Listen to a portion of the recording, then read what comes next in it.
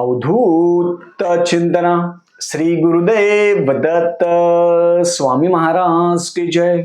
छत्रपती शिवाजी महाराज की जय. श्री स्वामी समर्थ. आज मी आपल्याला अधिक महिन्यामध्ये रोज दिवे लावण्याचं काय महत्व आहे, कॉईनवर दिवे असेल, आवळावर दिवे असेल, त्याचं महत्व काय आहे आणि शेवटच्या दिवशी 33 दिवे कसे लावायचे, तर ह्या व्हिडिओमध्ये मी पूर्ण माहिती सांगणार आहे. चॅनलवर पहिल्यांदा आला असेल तर अवश्य सबस्क्राईब करा, म्हणजे येणारे नवीन व्हिडिओ श्री स्वामी समर्थ महाराजांचे गुरुचैत्राचे आणि नवनाथ पारायणाबद्दल माहिती भेटेल. अधिक महिना हा भगवान विष्णूंचा समर्पित आहे. पाप शयनाचा दिवस असतो. आपण जे काही पाप करत असेल कळत न कळत, त्याचा हा अधिक महिन्यामध्ये जास्तीत जास्त आपण जप असेल, तप असेल, पुण्यकर्म जर केलं तर आपलं जे पाप आहे ते थोडं थोडं कमी होतं. मग अधिक महिन्यामध्ये कोणतंही यंत्रतंत्र न घेता साधं सोपं घरच्या घरी तुम्ही आवळे, भगवान विष्णूंना आवळे खूप प्रिय आहे बघा. आवळे सगळ्यात आताच तुम्ही आवळे आणून ठेवा, कारण की नंतर आवळे भेटणार नाही. कारण की आता हा व्हिडिओ टाकल्यानंतर सगळेजण आवळे घेतील. आपल्याला 17 तारखेपासून 2 पद्धत आहे त्याच्या. सगळ्यात पहिले मी तुम्हाला आवळ्याची पद्धत सांगतो. 17 तारखेपासून काय करायचं, आपण ऑलरेडी 33 आवळे आणून ठेवा एकदाच तर पण चालेल. 17 तारखेपासून आवळा आहे तो आवळा पहिले स्वच्छ धुवून घ्यायचा. स्वच्छ धुवून घेतल्यानंतर आवळ्याला गंधाक्षत फुलवायचं, आवळ्याचं पूजन करायचं आणि नंतर 17 तारखेपासून रोज आवळ्यावर एक तुपाचा दिवा असेल, तेलाचा दिवा असेल, फुलवात असेल ती लावायची आवळ्यावर. आणि ते लावल्यानंतर व्यंकटेश स्तोत्र असेल, श्रीसुक्त असेल, भगवान विष्णूंचे 1000 नावं असेल, ही सेवा करायची. सोपी. हे झालं पहिल्या दिवशीपासून लावायचं. असे तुम्हाला 17 मे पासून ते 15 जून पर्यंत लावायचं. ही झाली एक पद्धत. रोज वेगवेगळे आवळे लावले तरी चालतं, काही हरकत नाही. 33 आवळे आपण करून घ्या, किंवा रोज आवळा एकच लावला, शेवटच्या दिवशी 33 आवळे आणून त्याच्यावर दिवे लावून पण उद्यापन आहे किंवा आरती आहे ते आपण करू शकतो. आता दुसरी गोष्ट आहे, ज्यांना आवळे नाही भेटले त्यांनी काय करायचं, कॉईन. पण आवळ्याला खूप महत्व आहे, लक्षात ठेवा. मी पर्यायी सांगत असतो. कॉईन 33 कॉईन घ्यायचे. तर पहिल्या दिवशी 33 कॉईन घ्यायचे आवश्यक. पहिल्या दिवशी काय करायचं, 17 तारखेला एक कॉईन घ्यायचा. त्या कॉईनवर तुपाचा फुलवात असेल, तुपाची तेलाची कोणती असेल ती फुलवात लावायची कॉईनवर. आणि लावल्यानंतर व्यंकटेश स्तोत्र, श्रीसुक्त, पुरुषसुक्त आणि भगवान विष्णूंचे विष्णू सहस्रनाम ते वाचायचं, जेवढं जमेल तुम्हाला तेवढं. हे पहिल्या दिवशी ही वात लावायची. पहिल्या दिवशी ही लावायची. दुसऱ्या दिवशी वात लावल्यानंतर वात काढून घ्यायची, कॉईन पुसून घ्यायचा. दुसऱ्या दिवशी दुसरा कॉईन घ्या. आणि आवळा पण पहिल्या दिवशी आवळा लावला, दुसऱ्या दिवशी दुसरा आवळा घ्या फ्रेश. हे जे सगळे आवळे तुम्ही करणार किंवा रोज हे सगळे कॉईन करणार, रोज वेगवेगळे कॉईन झाले, लावलं कॉईन बाजूला ठेवून द्यायचं तिजोरीमध्ये. असे कॉईन करत करत करत 30 दिवसापर्यंत कंटिन्यू, म्हणजे तुमचे रोज दिवा लावण्याची पण सेवा होईल, रोज तुमच्याकडून व्यंकटेश स्तोत्र होईल, भगवान विष्णूंचं स्मरण होईल. आणि आवळ्यावर दिवा लावल्याला खूप महत्व आहे. भगवान विष्णूंना आवळा खूप प्रिय आहे, खूप प्रिय आहे. मग हे रोज लावल्यानंतर आपली सेवा होईल. हे सकाळी करा, संध्याकाळी करा, दुपारी करा, कधीही करा. रात्री 12 वाजेपर्यंत तुम्ही ही सेवा करू शकता. ज्यांना आवळे भेटले नाही त्यांनी कॉईनवर लावा. ज्यांना कॉईन असेल कॉईनवर लावा. ज्यांना आवळे असेल आवळे करा. हे रोज लावल्यानंतर ते बाजूला काढून ठेवून द्यायचं. दुसऱ्या दिवशी नवीन आवळा घ्यायचा, नवीन कॉईन घ्यायचा, नवीन फुलवात घ्यायची. हे रोज लगातार करायचं. आता म्हणणार प्रॉब्लेमच्या 5 दिवसात काय करायचं, प्रॉब्लेमच्या 5 दिवसात बंद ठेवायचं. सरळ सोपं. प्रॉब्लेमच्या 5 दिवसात सगळं बंद करायचं. तर आता 17 मे पासून तर 15 जून पर्यंत, 15 जूनला अधिक मासाचं उद्यापन आहे. त्या दिवशी काय करायचं, हे सगळे आवळे एकत्र करायचे, 33 आवळे तयार करायचे आणि त्याच्यावर परत फुलवात आहे ती लावायची आणि फुलवात करून 33 आवळ्याची आरती करायची. कॉईन पण सगळे कॉईन एकत्र करायचे. हे तुम्हाला 15 जूनला करायचे. सगळे कॉईन एकत्र करायचे आणि एकत्र करून त्याच्यावर फुलवात लावायची, आरती करायची आणि नंतर 15 जूनला ब्राह्मणाला घरी बोलून ब्राह्मणाचं पाद्यपूजन करायचं.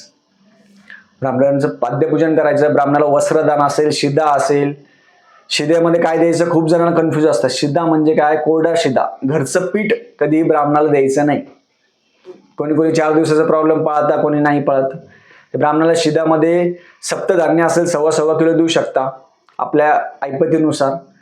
आणि वस्त्र असेल, दान असेल आणि हे आवळे आणि हे कॉईन हे ब्राह्मणाला दान द्यायचे. हे 15 जूनला दिले तरी चालतं. शिदा, दक्षिणा, वस्त्र काय असेल तुम्हाला जेवढं देता येईल तेवढं 15 जूनला देऊन टाकायचं. आणि अफूदान देता खूप जण. धोंडे असेल ते देत असतात. जसं आपण जावायला देत असतो ना तसं ब्राह्मणाला दान द्यायला पाहिजे. त्याचं पुण्य खूप आहे. मग हे केल्यानंतर हे जी सेवा आहे ही सेवा आपण रोज करावी अखंड. मग खूप जण म्हणणार मग सकाळी दिवा लावला मग रोज आम्ही त्याच वेळेस लावायचा का? तुम्ही त्याच वेळेस दिवा लावला तर अतिउत्तम.